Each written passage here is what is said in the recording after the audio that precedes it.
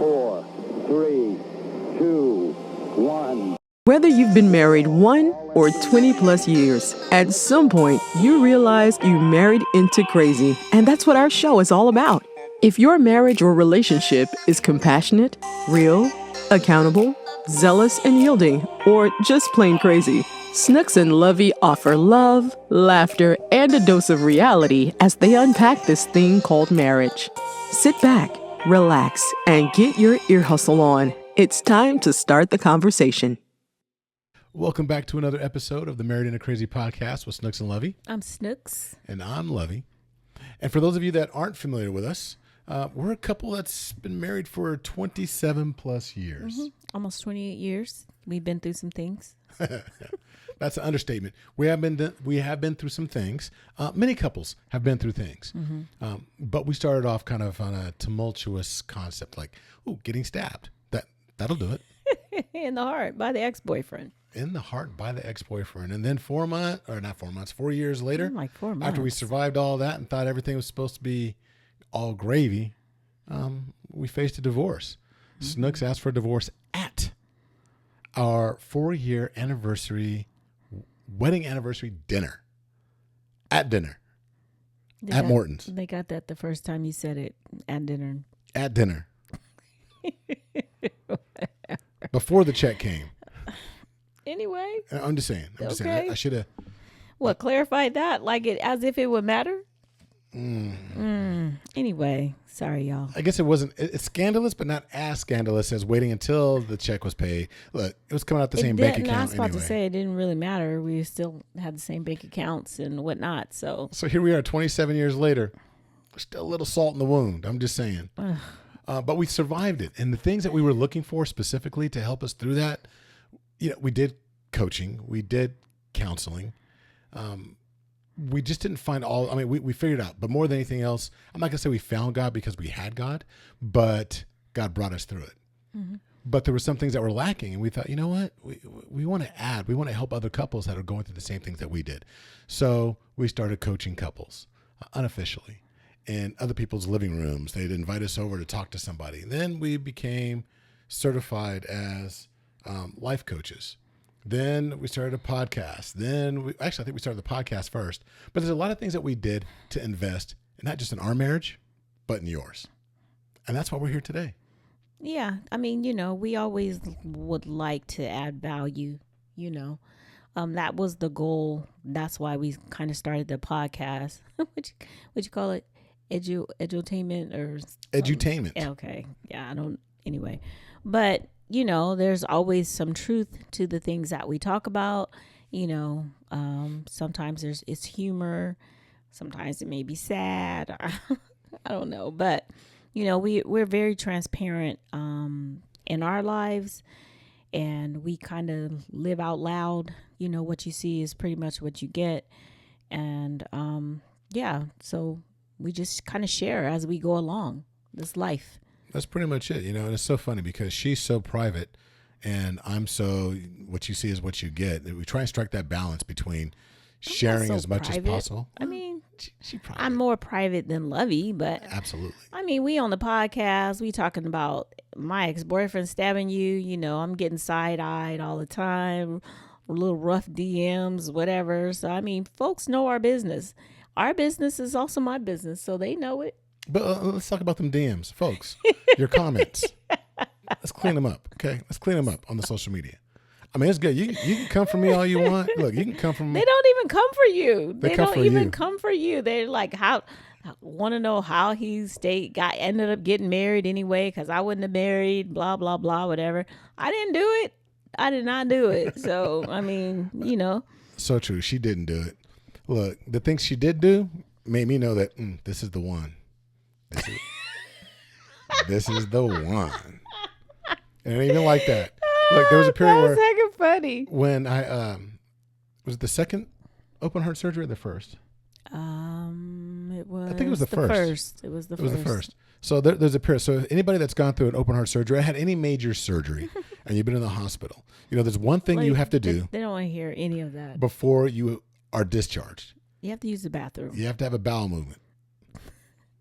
Because it was a pretty I mean, I got a zipper from my belly button all the way up to the top of my chest. And there was a part where I had the bowel movement, but I couldn't maneuver to actually wipe myself. Mm-hmm. A little TMI. A lot. We hadn't said I do yet, but your girl stepped up and she was like, I got this. The nurse wasn't there, so he would have been sitting there for hours. Yeah. Nurse Sexy here, handle that. And it was in that moment. Oh, that's when you knew? In that moment, I'm like, oh, this is a keeper. But you had already proposed. Yeah, I wasn't sure I was going to keep you, though. Wow. Oh, because of the whole Yeah, knife thing. Wow. I was reading the news articles. Okay. I'm like, maybe they got something. Wow. No, just playing. But that's when I was like, no. Okay, she's all in. This is the one. I think I was all in when I said I do. Yes, to the proposal, but okay. Yeah. So anyway, little TMI. Again, that was a lot of TMI. Sorry, y'all. Transparency. Right. We do talk about that. Let me ask you this, though. Over all the years, 20, well, let's call it 28 years, going on 29 years of being together. You've never wiped me, no? Not with toilet paper.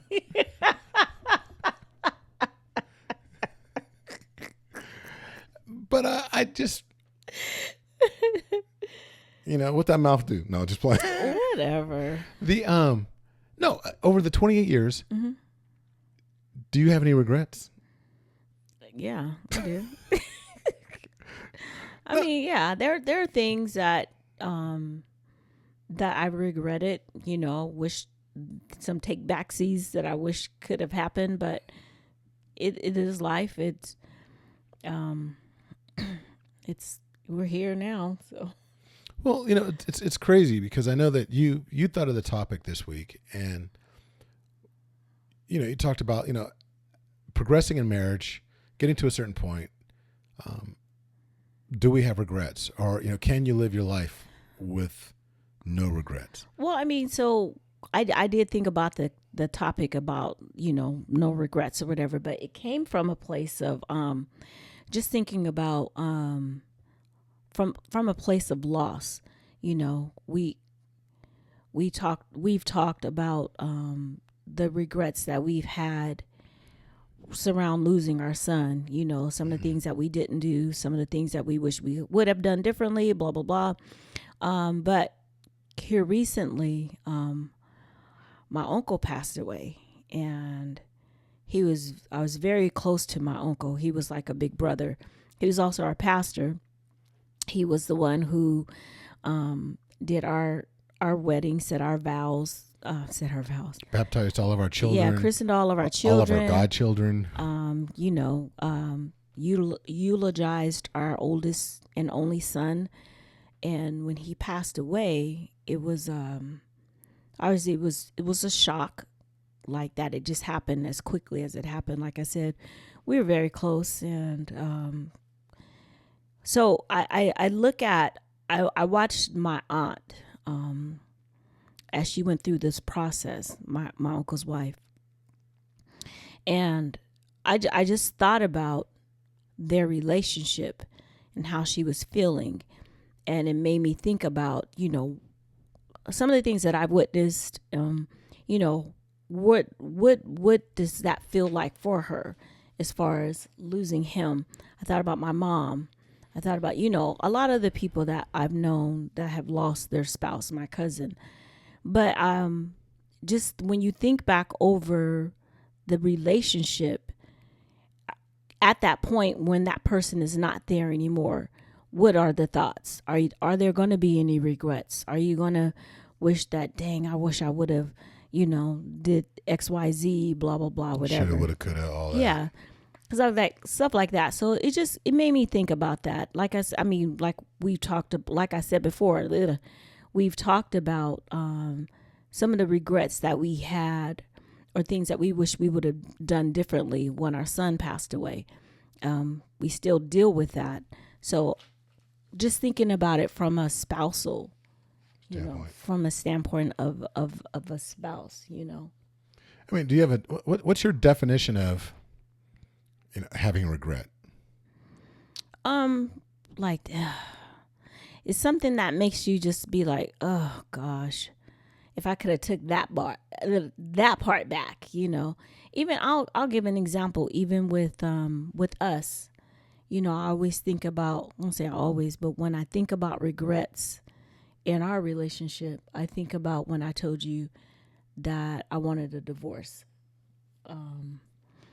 I remember. Good answer. I wish we were on Family Feud. You would have got all kind of points. You're so silly. But I think about that. And I regret that ever happened. I regret that it happened because of the pain that it caused. I don't regret, now that we are where we are, I don't regret that happened, because I think that made us who we are now, because we were able to get through, we were able to see the other side. We had a lot of things that we were dealing with that we were not facing, if we're being honest. Facts. From the incident of 1996, so me saying that kind of brought a lot of that stuff to the forefront, and we were able to deal with it. But what I regret is the pain that it caused you in that moment, because I remember that, I think about that and I'm like, dang, I wish it didn't hurt. I wish I would have never hurt you like that. Happy for the progress that was made, but I didn't, the pain. It's funny you say that, happy about the progress, because when I take a look, when I started personal development, that journey, it began way back right before you and I even met, when I got involved with Amway, and there was a big push to better yourself, to like books and tapes, read and listen to these different people like Zig Ziglar and so forth, and read a bunch of books like, How to Win Friends and Influence People and so on. There's just, but that, Og Mandino. So all that started, but it's funny, over the years, over the last like 30 plus years, it seems like there's a phrase that keeps coming up, that no one likes personal development, but you love the results. And I think that when we look at some of these things that happen, I think every single person that is married, I'd be hard pressed to believe that someone doesn't have regrets. And my definition of regrets are just things that were said or done that I wish I wouldn't have done that. But the other side of that is, I feel like, having a regret means that, if I had the opportunity, I would do it differently. And in that respect, I'm not big on that. I think like meaning that I believe that who we are in this moment right now, we're a culmination of all the things that we've been through, good, bad, or indifferent. I mean, I feel like you could say that because we're still here together. Now, in the instance of like with my aunt and, anyone who's like lost a spouse, and you think about the not so great moments of your life, or the parts in the relationship where you may have been difficult or whatever, what do you think about that when, now that person is gone and you can't write it? We were able to write whatever was going on. We were able to write whatever was going on with us. So, but though for the people who have lost someone, and you sit when you have all this time on your hands, that was filled with maybe some activity or whatever, or being with the other person, and they're not here anymore. What is it that you're thinking? Are you thinking about the things that you wish you would have did different? Did I really have to push so hard about this one thing, blah, blah, blah, which that created that wedge between us that we were never able to come back from. There are some people who have lost a partner or spouse or whatever while in the midst of a rift. Yeah, that's true. So I always think about these kind of things when I hear about a loss or I hear whatever, and it makes me it helps me, I should say, to live my life a little bit different, just because I think about, oh my gosh, if I was in that person's shoes, how would I feel about this argument that I had with you, or this subject matter that I was upset about, at that point it would just be null and void.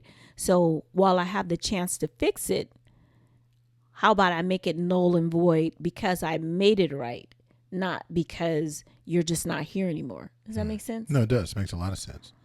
And it's in that context, I think you're absolutely right. And I agree with you that, yeah, I felt that way because we're here. Mm-hmm. If you weren't here, I would agonize. Mm-hmm. Over.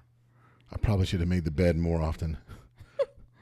Cleaned or cooked. No. Why was I complaining about her opening up the cabinets all the time? Oh my God, you are gonna miss that so much. If I go before you, you are going to miss not coming in a room with the cabinet open, with a drawer open, with something in the kitchen open.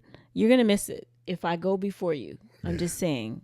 So but the thing about regrets. Well, let me, before we go any further, like for those of you that are listening right now, there's a major regret we want to help you avoid as well. That's why you need to hit subscribe on the Married to Crazy podcast. Wherever you're listening to it, I don't want you to regret not leaving 5 stars, not rating us. I don't want you to regret missing an episode. Go ahead and hit subscribe right now and go ahead and leave a review and tell a friend about it. And that's all I'm going to say.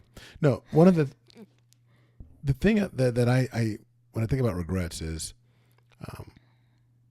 whatever it is, it's not that important. It really isn't. I think that everything is figureoutable. I can't think of the lady. She's a motivational speaker. Yeah, I don't remember her that name talks either. about that's like her catchphrase. But everything is figureoutable, and everything, infidelity. I don't care what the topic is, barring abuse. The one thing that's not figureoutable is abuse in any way, shape, or form. And we always hit on that. But there's a lot of things. If you have a heart and a mind for working on it, then do it. And even if you, in the moment, it's just one of those things where, and I'm not just going to make it about infidelity or what have you, but I will say that there's things that we go through that it's just not that important. The way you talk to my cousin, the way, I don't like how you said this to. The number one relationship that needs to actually take precedence is that between husband and wife. Because the moment we say I do, that's it. We're supposed to be the universe, and everybody else is supposed to be part of our program, not us trying to fit our relationship into everybody else's program. Mm-hmm. So, just kind of thinking about what you just said about everything being figureoutable. I agree, but I don't necessarily think I agree wholeheartedly. There are some things that are maybe not so figureoutable. Number one is abuse. Yeah. I feel like as far as the cheating part goes, that has to be really defined. Not even defined, but because cheating to me is really I feel like that falls on the category of like emotional abuse. I look at it like that. So to me, that is kind of abusive because but we've helped couples and we have that. and we have. So like I said, some things you might have taken a little bit longer look at than there's definitions, right? And there's context context goes with every situation. Mm-hmm. And when I talk about infidelity, it just depends. Like if it's like a matter of the heart and somebody's all in, that's extremely difficult to overcome. But if it was situational where somebody drank too much and it was, and I'm not making any excuses whatsoever. I was like, you need no, to and there's stop. there's not a history. You know what I'm saying? Like there's no history. There's a one and done, and there's absolute remorse, regret, willing to work it out, willing to change, all these different things. And I'm not going to go into it now, but I mean, I will you regret that? Hell yeah, you're going to regret that. But there's also an opportunity for forgiveness. And I think that forgiveness is a huge component of dealing with regret in a relationship. Mm. And it's not just about forgiveness of the other individual. It's about forgiving yourself. There's things that have transpired in our relationship where, it was like, man, I probably shouldn't have said that in the way that I said it. Mm-hmm. And I've regretted that, but I had to forgive myself for the way I did it. Just like I hope you've forgiven yourself for asking for a divorce. I have. Not the asking the divorce, but No, the hurt. I know the hurt part. Sometimes, yeah, I know that we were able to work past it and everything, but I have that very vivid memory of just that look of hurt. So yeah, I've been able to go past it, but it has moved past it, but it still sticks with me to make sure that I'm not putting myself or yourself in that position again to say some more hurtful stuff or something that, So we've been able to learn from that hurtful situation that we were able to overcome. Yes, at the end of the day, let me just answer it. Yes, I have been able to forgive myself, And it's crucial. I mean, it's very crucial. Because quite honestly, it's one of those things where if you can't forgive yourself, that's first and foremost, because no matter where you go, there you are. Right. And that's very true. But let that also work as I feel like lessons to, all right, so my partner is here. I did some stuff that blah, blah, blah, whatever. I hurt that person. I need to forgive myself, work on them forgiving us too, but also work on unlearning the behavior that caused the hurt in the first place. We talk about learning things. We have to unlearn some things also. So while you still have your partner, let's just go back in our mental Rolodex and look at the things that we've ever said that were hurtful. And maybe it was in a response to something. So now we need to learn how to correctly respond so that we're not being in our emotions and we're hurting, because you don't want to just be lashing out, because if that person is gone, you're going to think about all the things that you did, hurtful, bad, whatever, wrong, being a difficult partner. If that's what you notice that you are right now, you're a difficult partner. So let's work on changing it, because if you're in this relationship, you're there because you want to be there, hopefully, but you just don't want it to end up one day you have these regrets because you were not being the best that you could be. Be like the Army, be the best that you could be. Isn't that be all that you could be? What all that you could be is your best, right? No, okay. We've touched on some difficult subject matter, right, as far as situations are concerned, but it's also some lighthearted things too. I mean, because marriages are made and broken over the little things. And there's certain little things that we can do better so we can avoid some regrets. For instance, we just went on a very fun getaway, Snooks and I. We went to Puerto Vallarta and we had a great time. We talked about that, our adventure, all of that. In the past, a long time ago, I've made little comments about little things that have tainted the experience, like for working out. I'm telling Rana, you need to arch your back here, straighten your legs there, do that and the other.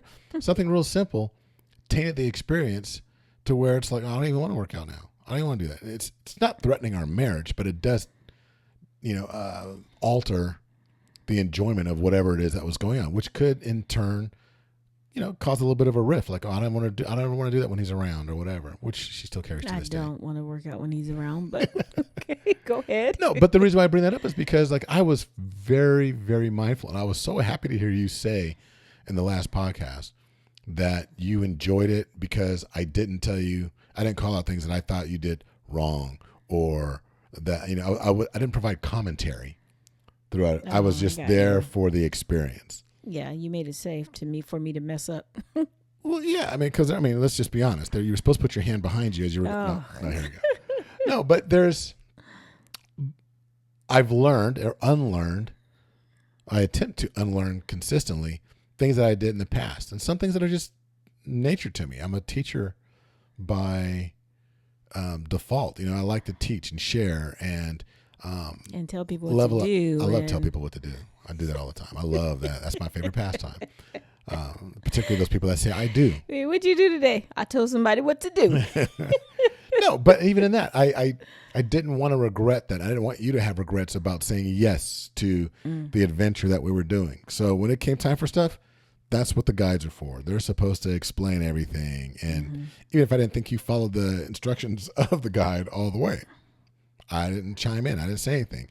And I had a much better time because now I didn't have you avoiding me during this thing. We were just able to focus on loving and being together and trying something new.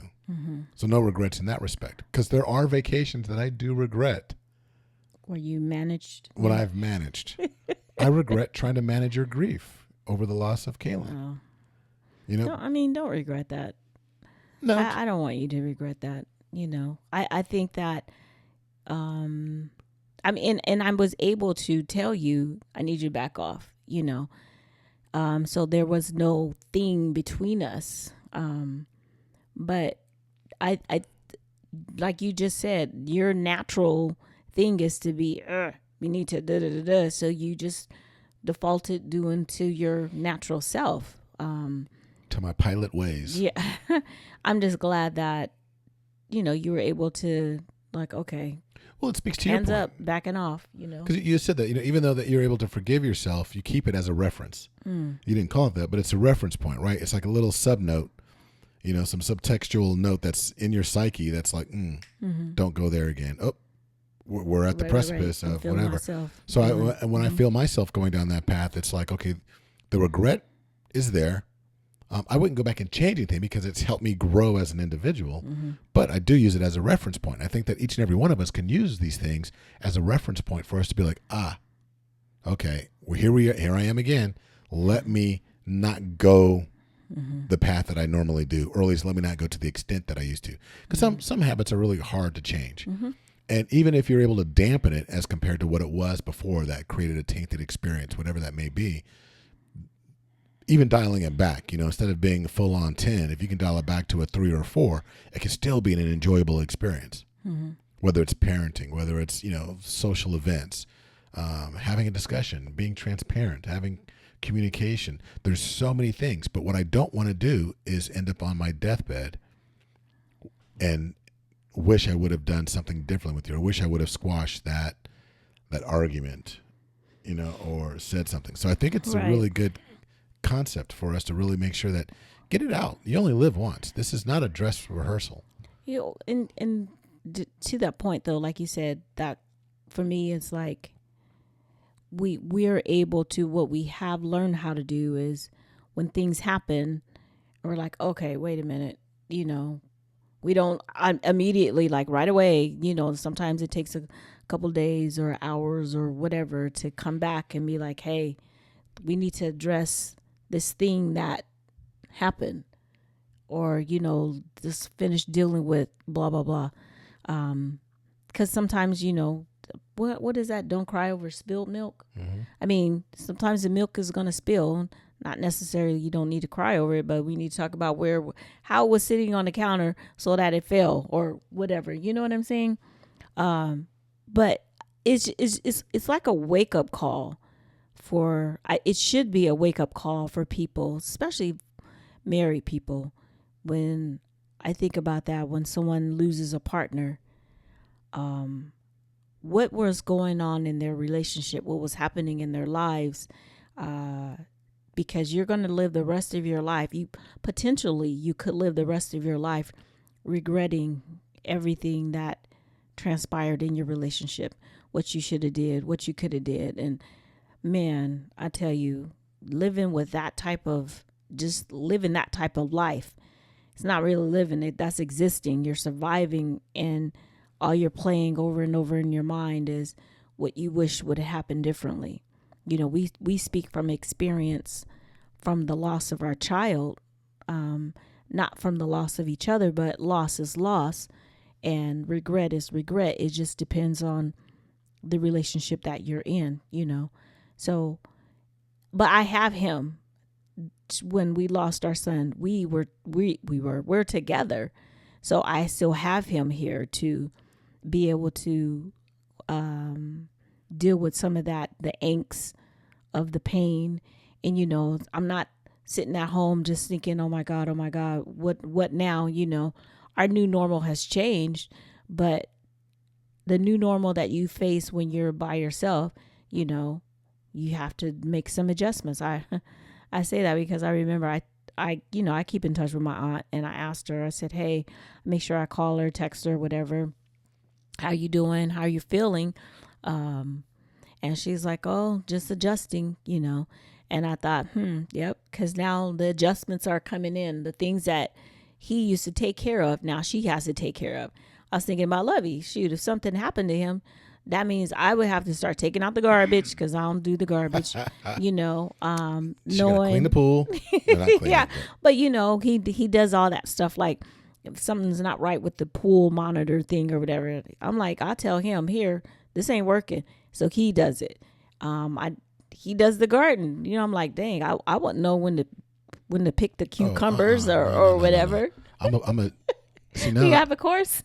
I gotta update the trust. I gotta give instructions on when to pull in the harvest. Right, exactly. I'm a hire somebody.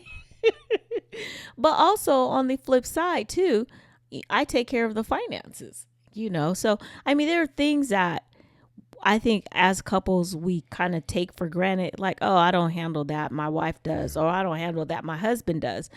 But it's very important to get familiar with what each other are responsible for, because you don't ever want to be in a situation where that person is now gone and now I have to deal with life and I got to learn and find out about and blah, blah. That's a lot. That is a lot. No, that's a good point. And I think one of the biggest regrets that we've heard from many couples over the years is that when somebody does pass, it's like, okay, I didn't know where the PIN number was, or I didn't know what the password was. I didn't know what this was, and I had to find. True. I mean, easy little stuff that yeah. I know that when my dad passed, he was very forward thinking and making sure that everything was written. He got my sister and I together, sat down with him and mom, his wife, our stepmother, Sanja, and sat down and went through everything, making sure that everything was aligned, that it was going to be easy for her to be able to have everything in one place, to have all that, and I think that's a huge regret. So if there's anything that needs to be done, I mean, realistically, cross-train each other, like on knowing where to find this, where to find that, having it centrally located. And quite honestly, if you don't have a trust in place, I hope you do. If not, get one. Yeah. We have to redo ours with everything that's transpired, but also have that third individual, that one person. If something was to happen to both of you, I mean, if something was to happen to both of us, there would be no room for regrets. I mean, we'd be gone. We wouldn't be able to regret because we'd be rejoicing that we're with Christ. But we have it set up to where there's individuals that they need to know exactly where everything is located, where it's not just about you and your spouse, but also make sure that if something was to happen to you, that your family's not going to regret, having to do a scavenger hunt in the house to find all the details of, the pension and the 401k, the IRA, the different accounts, the investments, the life insurance, all these different things. That's very true. Make sure everything is set up. Everything, because when you're in that space, you're just like, what the heck? You're just surviving off of whatever it is that you're surviving off of. But like Lovey said, having to find insurance and making sure this and making sure that, and blah blah blah, and you're just like, wait, I don't know where nothing's at, So and when you take care of that kind of stuff, that's not you being morbid. That's you making sure that your loved ones are taken care of, No, absolutely. And it's something that, we're going to have another episode where we're just going to be talking about some of those things that we think are crucial from a financial health standpoint for marriages as well. I think that's extremely important. We haven't touched on that in a very long time. But these are the types of things. It is about regrets. Just do everything you possibly can to safeguard your relationship from having those regrets, and sit down and have that talk, right? If you want to raise, this is the Raise the Bar segment. This is the segment of the show that is sponsored by raisethebarmarriage.com. We want to always raise the bar, your belief, your actions, and your results, right? Because it's your beliefs that are going to dictate your daily actions. And it's those actions that are going to yield results in your relationship. And if you go to raisethebarmarriage.com, you can see our self-paced program that's going to actually help you ask certain questions to really raise your relationship from whatever level it is to the next level. So let's go check that out. And you can also find it at marriedintocrazy.com. But the reason why I think this segment needs to be discussed is in order to raise the bar in your marriage, there needs to be a discussion. Sit down and have the hard conversation. Babe, is there anything in our relationship that you regret? And be willing to be just as transparent about some things that you regret. And if you're together, I mean, obviously, if you're alive and you're together, then you know what? Let's rectify some of those things. You might not be able to change it, but you can definitely make sure that going forward, that regret doesn't resurface. Yeah, I mean, it just made me think about something because honestly, asking that question, and then if something happens, or without even asking that question, then you think, how important was it for me to be right about this subject or whatever? You know, especially if it caused a rift or caused some drama or some tension between you and your spouse, and something that you were never able to come back from. You know, ask those questions because it's important. Extremely. Hey, and so you know what? So before we sign off, we have an event coming up in February. February 7th and 8th. The week of marriage. It's the beginning of Marriage Week. National Marriage Week. So February 7th and 8th in Sacramento at the Light Christian Church, we are finally having the Married into Crazy Winter Ball and Marriage Conference. Yeah. We've got some great speakers that are lined up. So Friday night is going to be a massive date night. It's going to be a lot of fun. We have the band. We just have to, get the contract and all that signed. But it's going to be a winter ball. It's a formal evening of dancing with a live band, having a phenomenal night, setting the stage for the next day where you're going to have 5 speakers pouring into your marriage, into your relationship, about a variety of different topics as it relates to lifting up your marriage. And there are going to be vendors there as well that will have products and services that will be available for you to go out and take a look at and see if any of those items are things that are services are things that are going to actually make a difference for you as well. So we're really excited about this. This is the first of, I hope, very many conferences that are going to get bigger and better, all lifting up the covenant of marriage. Mm-hmm. So soon and very soon, by the end of the month, by the end of September, we anticipate being able to have the website up with signups and more details, the whole 9 yards. So definitely keep an ear out and an eye out. And we'd love to have you, if you're in the area, definitely participate. If you're not in the area, fly in. Yep, we're setting up hotels, the whole 9 yards. So it should be a great time. Yeah, so just keep your ear out on that, we'll keep you posted. But yeah, the dates are set, the venue is set. Now we just have to get you set. Yep, cross the T's, dot the I's, and come on, join us so your marriage can be wise. Anyway, hey, thanks for joining us. Until the next time. Be blessed. Bye. Bye-bye. Thank you for listening to the Married into Crazy podcast with Snooks and Lovey. Please like, subscribe to, and review the show wherever you access it, and tell a friend about us. Visit marriedintocrazy.com and see how Snooks and Lovey can bless your marriage directly.